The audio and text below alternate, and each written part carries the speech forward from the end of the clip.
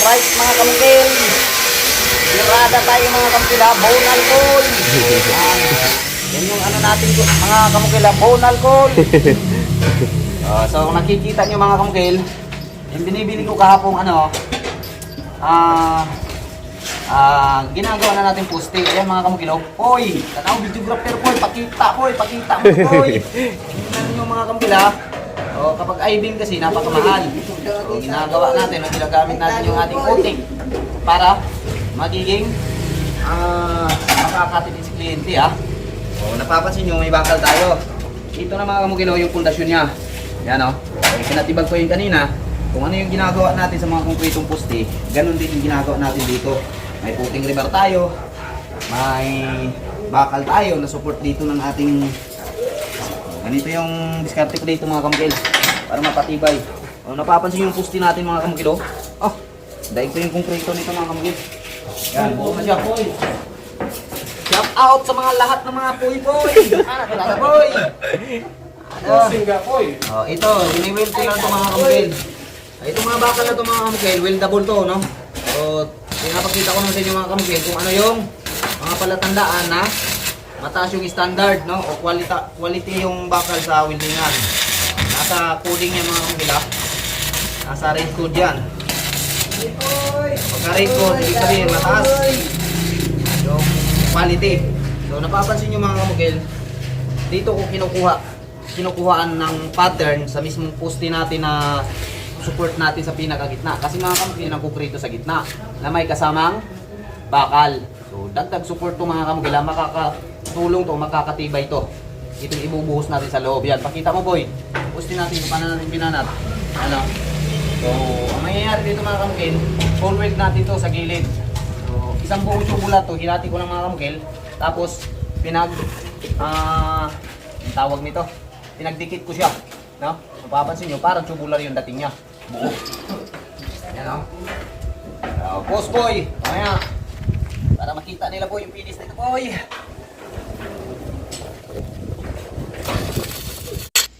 So yan mga kamukil, kung nakikita nyo mga kamukil, channel bar yung gamit natin. So pinagdugtong yung channel bar mga kamukil.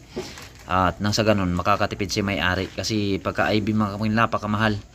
So yung una kong ginawa dyan mga kamukil, kung gaano kataas yung ating poste o yung mga sukat-sukat, dapat yun yung ating puputulin. At siyempre pagpatay natin dyan mga kamukil sa isang poste, dapat i-level natin.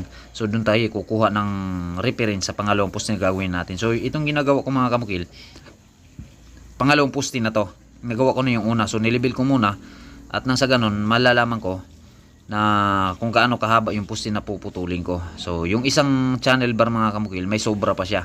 So yung wini-weld ko mga kamukil, kung napapansin nyo, tacking lang yun mga kamukil.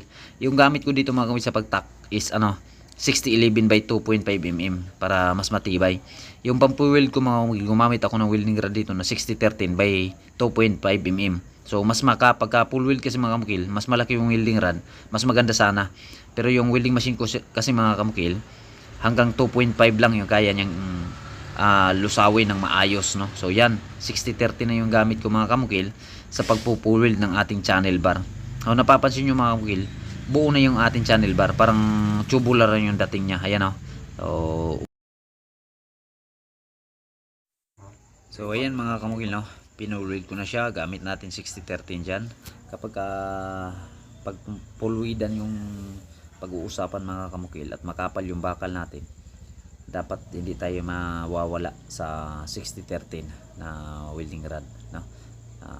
Depende na yan kung malakas yung amperahe ng welding nyo. So pwede kayong gumamit ng mas makapal pa sa 2.5 mm, no? Sa akin kasi mga kamukil, hanggang 2.5 lang yung kaya. Pero siniguro ko mga kamukil, yung pagka full weld natin is safety, no? Hindi siya bubuka kapag lilindol.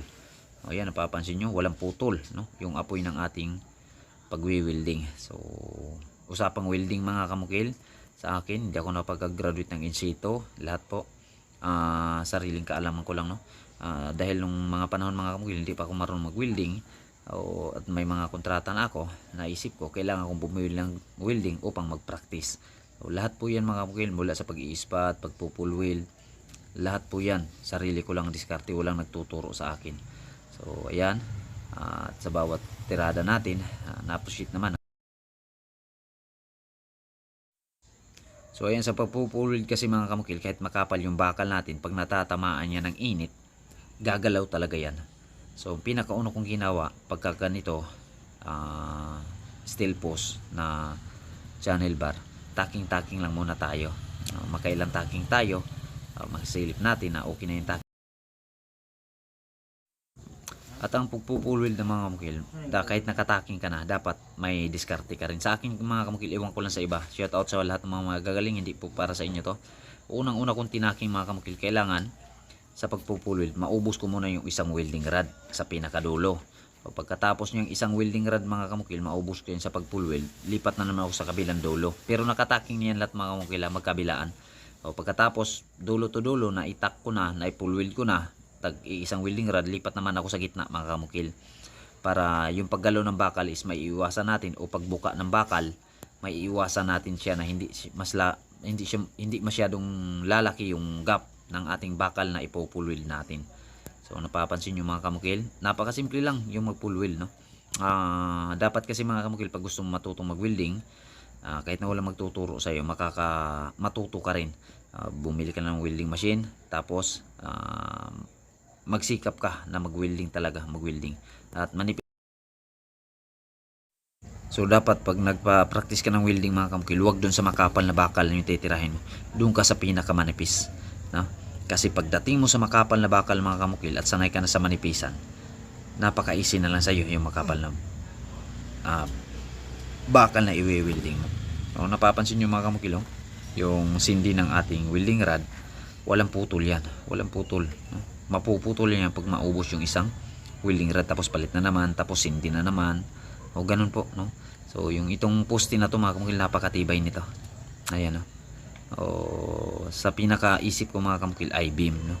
Nung nagdala na ako ng pera at namorchis na ako ng materials, talagang kukulangin yung perang dala ko, at syempre yung hangarin ko kahit papano makatipid din sa may-ari. So gaya na sabi ko, kahit na yan yung diskarte natin, pero sinisiguro pa rin namin mga kamukil na talagang matibay. So bukas abangan nyo mga kamukil yung video sa trabaho na yan, no? Ito, kahit second floor mga kamukil, steel beam, lahat.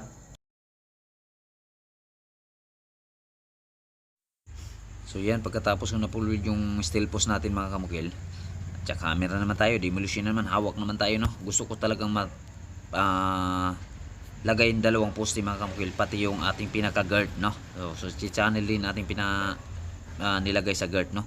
Although natapos ko siya mga kamukil, pagpatay ng poste at saka pagkabit ng guard. Bukas mga kamukil, yung ating pinaka mga runner na lang, kung saan doon natin ipapatay yung ating steel deck, no? So hindi ko lang muna pinabidyohan mga kamukil, at bukas may i-upload na naman tayo. Ganyan po, no, yung ating diskarte dito. Napakahirap mga kamukil itong klaseng trabaho, no? At least masaya naman tayo. So sana mga kamukil, so yan, sana mga kamukil, no, patuloy kayo sa pagsuporta, no, sa akin, sa lahat ng mga kamukil supporters. Maraming salamat sa inyo. Ayan, mano-mano lang mga kamukil, no, diskarte, utak talaga yung ginagamit pagka ganitong mga senaryo mga kamukil. Ayan, no? Napapansin nyo, ako na mismo yung nagtrabaho, no? Although pwede ko naman itong i-assign ka Master Boyet, kaso lang si Master Boyet may mahalaga din tinatrabaho. So sayang din naman yung araw ko mga kamukil, kaya trabaho tayo ng trabaho. Yan, yung nag-i-spot dyan o nagbi-video mga kamukil, no? Yung mga tapos na, kasi lampas na, malapit na alas 5 dyan mga kamukil, no? Pero patuloy pa rin ako kasi nakahalo na kami para pambuhos dyan sa pinakaposte. Bali mangyayari dyan mga kamukil, inaangat namin, no? So pwede naman siyang hindi angat. Yung purpose inaangat namin mga kamukil kasi may bakal tayong nakaabang dyan sa una, no? Yun yung magiging support natin, kasi yung steel post natin mga kamukil, bubuhusan natin sa pinakalob. Yan, kung papansin nyo mga kamukil, may ipapasok ako ng deform bar na dalawa dyan, no? Yun yung ating magpapatibay pa sa ating konkreto sa loob ng ating steel post. So doble tibay mga kamukil yung diskarte ko dyan. Ayan, no? Ayan.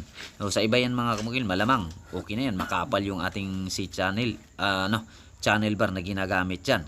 So malamang hindi nabubuhusan yan, napakakapal niyan. Pero sa akin mga kamukil, sinulit ko talaga, no? Ayaw kong pagsisihan balang araw.